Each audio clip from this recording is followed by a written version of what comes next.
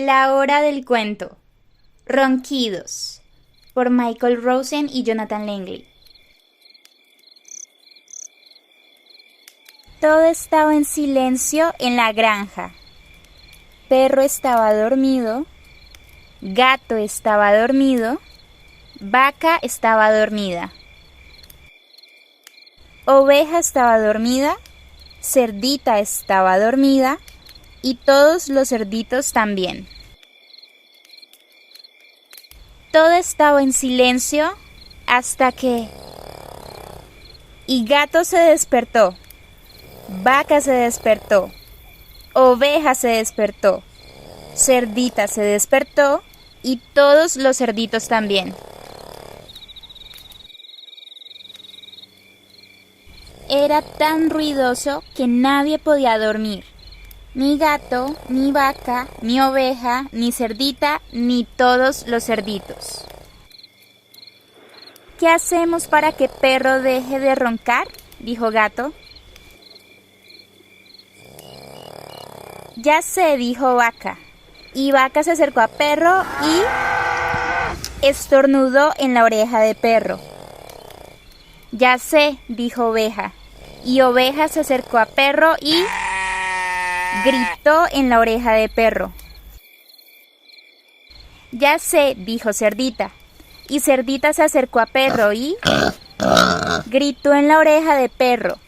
Todos los cerditos también gritaron.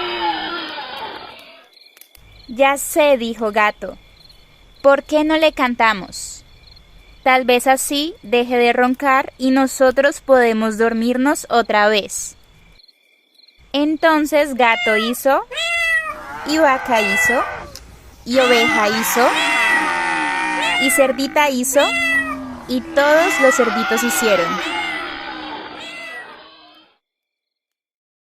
Al salir el sol, gallo se despertó y cantó.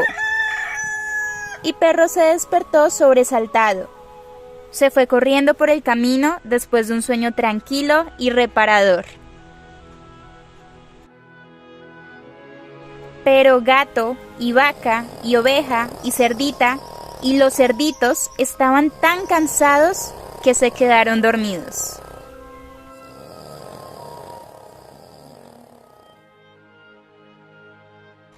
Fin. Responde. Número 1. ¿Por qué los animales de la granja no podían dormir?